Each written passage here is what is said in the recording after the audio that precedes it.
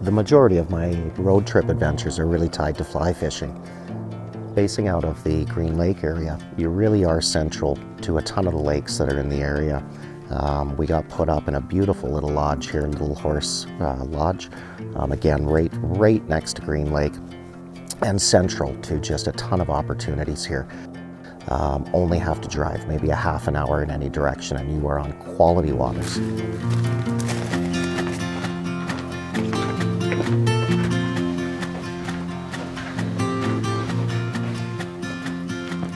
And this is what I got to deal with every single time, but I think I've got some success.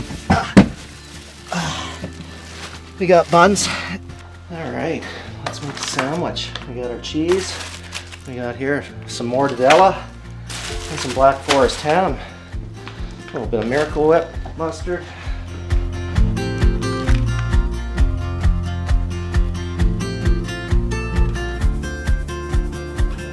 We left PG the other day and met up with Mark Roseboom.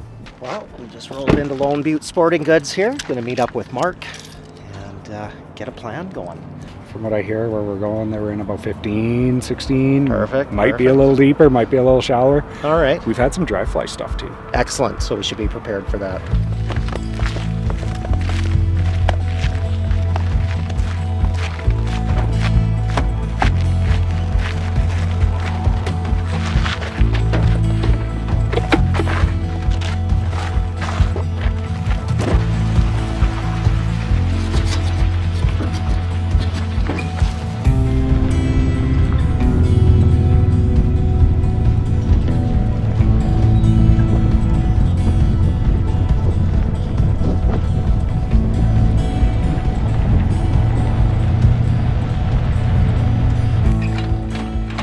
Day one started with heading out to a lake that was about 40 minutes outside of 100 Mile.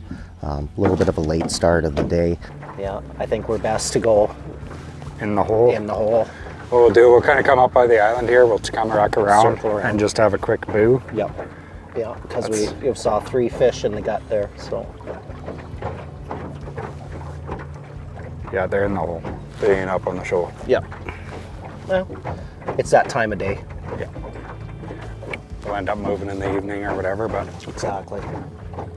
And we're in what depth, Mark? we are 24.9, 24, 25, okay. and it'll be 20. Yep.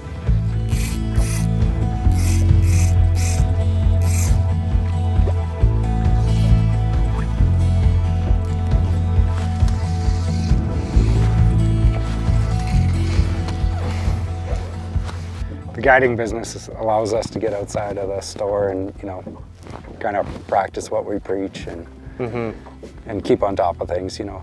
Absolutely. Reports are up to date and Yeah, first-hand information. yeah, we're getting out there. We're kind of the forefront of what's going on, so to speak. Yeah, yeah. And how many guides do you have working for you? We got 2 part-time guides right now and myself. Yeah. So we got one guy that does the gear boat, and then we got a lady who does the fly fishing, and I kind of float between the two when I'm needed. Nice. Where are most of your clientele coming from? We get a lot from Alberta. We get a few BC people, and then we get a couple of Americans every year as well. So, you know, it's really not that far. I think Edmonton from here is about 8.5 hours. Yep. You know, it's a beautiful drive, and Yep. you can kind of fish your way down if you plan it out right too. And yeah, there you go. And the fish on. Look at that, eh? Oh, No. hand off. Would you have that one on? That's on a wine and ASB chronomid, size 14. Nice.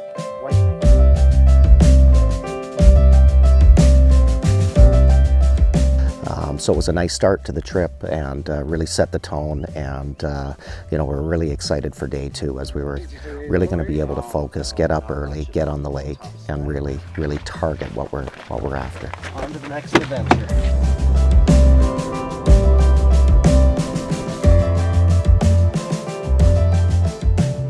Day 2, we met up with Mark at Lone Butte Sporting Goods. I always enjoy going into this shop. What an assortment of materials he has. He has everything from fly tying to fly fishing to hunting. So anything you need is there. Always enjoy going through his assortment of fly patterns. He has you covered. It's incredible. So it was nice. We got to hang out at the store, catch up a little bit, talk about the plan for the day. So Trev, a couple of flies we can use today. Going to be some pheasant tails, some copper johns, stuff like those guys there, right? Bead head. Yeah, little pheasant tails like this guy here, flashbacks. Yeah, absolutely. Right? Yeah. Get into little gray nymphs and stuff like that. Like these guys down here, little hare's ears. Little hare's ear nymph, yeah. Yeah. Right on. And of course, balanced leeches, dragonfly nymphs, all of that stuff could be happening, right? Absolutely. And then of course, crons. I mean, we were noticing yesterday when we were out that there was some bombers floating around, and then in the evening, lots of smaller stuff. Yeah, exactly. So. Yeah, there was some up to size 12 I was seeing yesterday. So, well, you got a good assortment here, that's for sure. Got a couple. I think you've got it covered, Mark. Never enough. Yeah. Leaving the shop, we decided we were going to go to Horse Lake, a very well-known lake in the area, in between 100 Mile and Lone Butte.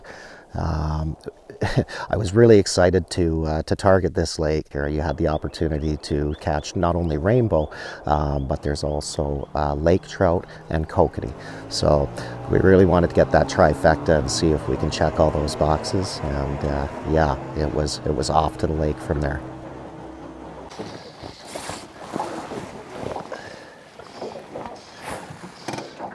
Looks like we're in 14 foot of water. Well, I think I might throw another chronomid on here. I've been noticing a lot of shucks. Standard size, 14, 16s? 14s? Yeah. Okay. Yeah, 14s. Perfect. I've got a couple here. From what I've been seeing on the water there in that 14, I don't think the small one like that.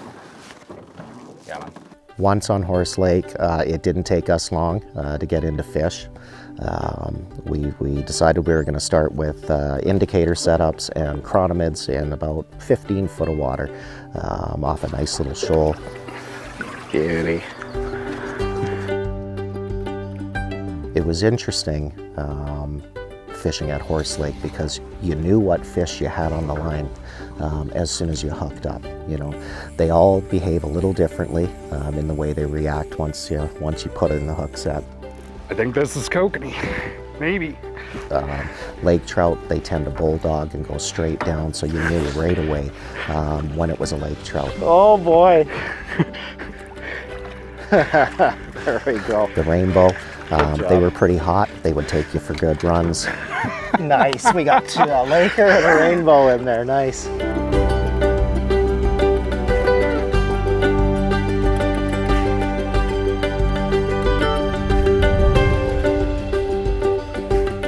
So I can't wait to come back to the Highway 24 region again. So many places, so much water, so many sleepy little towns. I'm really excited to get back here again next year.